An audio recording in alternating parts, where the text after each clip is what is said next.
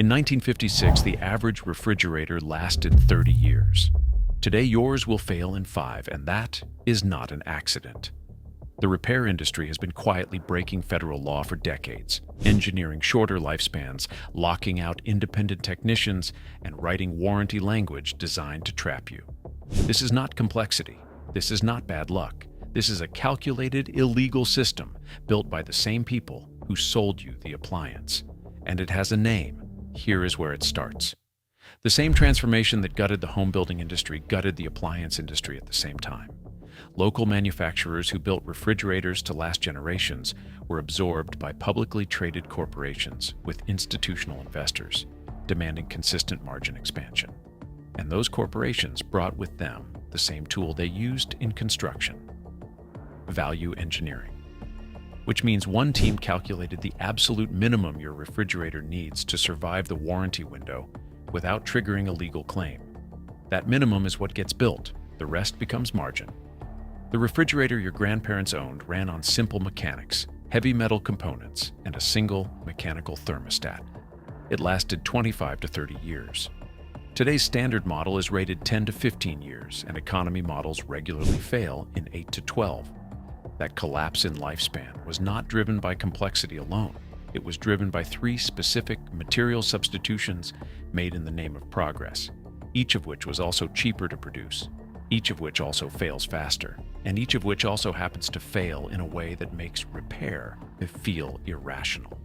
The first substitution, metal became plastic. Older appliances were built with heavy-duty metal components and mechanical parts fastened with screws. Modern refrigerators replace them with plastic gears, lightweight wiring, and components bonded with industrial adhesive instead of hardware. Screws can be replaced by anyone with a screwdriver.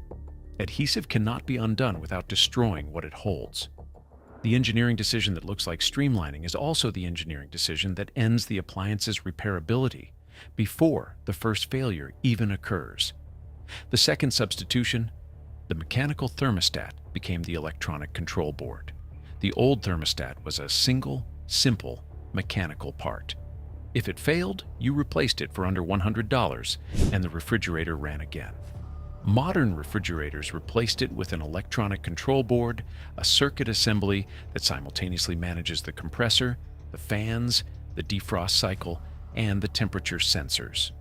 When the control board begins to fail, it does not fail cleanly. It sends inconsistent voltage to every component it controls, accelerating failure across the entire system.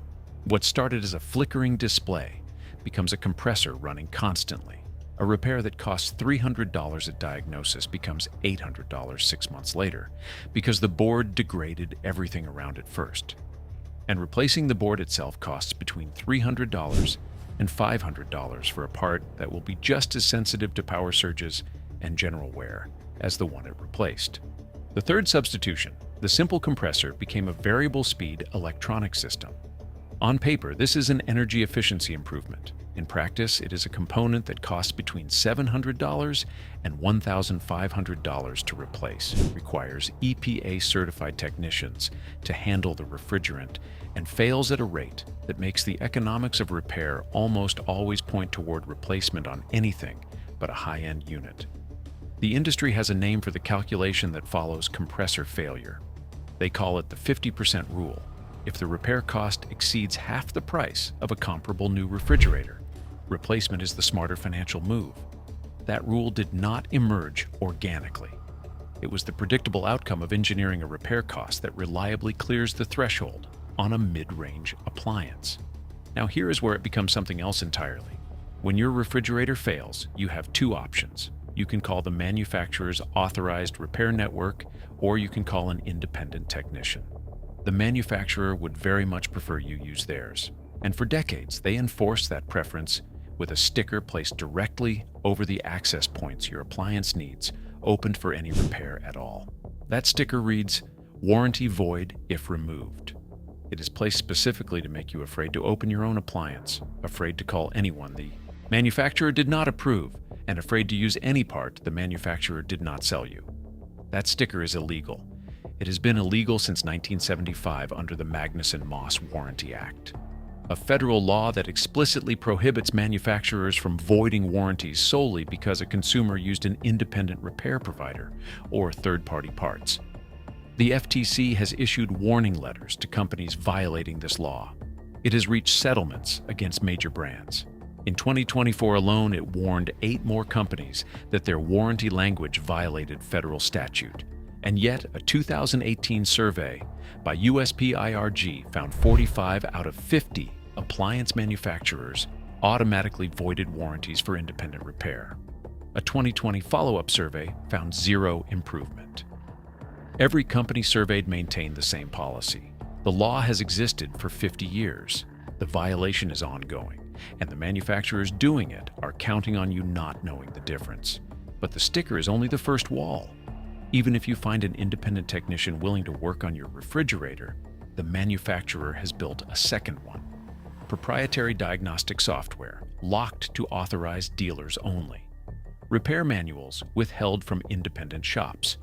Replacement parts available only through channels the manufacturer controls and prices.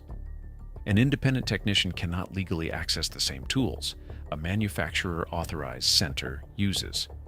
A fault code that a dealer reads in 4 minutes with proprietary software may take an independent shop days to diagnose by process of elimination, if they can diagnose it at all. This is not a complexity problem, it is an engineered monopoly on the aftermarket. The manufacturer sold you the appliance once. Then they built a wall around every subsequent transaction it would ever generate. The diagnostic visit, the authorized repair, the proprietary part, and ultimately the replacement unit when the repair bill clears the 50% threshold they already knew it would. Here is the math they ran before your refrigerator shipped. A $1,200 mid-range unit generates 1 revenue event at sale. A compressor failure in year 7 generates a $700 to $1,500 authorized repair, or a new $1,200 sale. Either way, the manufacturer collects. And if enough compressor failures occur in year 7 across enough units, both outcomes happen simultaneously across hundreds of thousands of households. American households spend an estimated $68 billion annually repairing or replacing broken appliances. The appliance repair industry generates $7 billion a year in revenue. Manufacturer-authorized service centers captured 68% of that repair market in 2023. The machine was not the product. The machine was the beginning of the revenue stream, and 39% of Americans who owned a large appliance that broke disposed of it entirely, not because the appliance was unrepairable, but because they could not find someone they trusted to fix it. That statistic is not a consumer failure. It is the intended outcome of systematically destroying the independent repair ecosystem. Here's what you do with this. Before you purchase any refrigerator, search the model number alongside the words compressor failure and control board failure. Consumer complaint patterns are public. If the same component fails across thousands of units in years 4 through 7, that is not a coincidence. It is a design signal. Walk away. Check whether your state has passed a right to repair law. California, Colorado, and New York have. If your appliance falls under it, the manufacturer is legally required to provide parts, tools, and documentation to independent technicians. Use an independent technician regardless. Survey data consistently shows independent repair providers outperform manufacturer-authorized centers on both quality and price. And if any manufacturer tells you that your warranty is void because you used an independent shop or a third-party part, that is a violation of federal law. Report it to the FTC at reportfraud.ftc.gov. That report costs you nothing. The law has existed since 1975. Most people just do not know it applies to them. Before you throw anything away, get one independent opinion. Not from an authorized center, from a local shop with no stake in whether you repair or replace.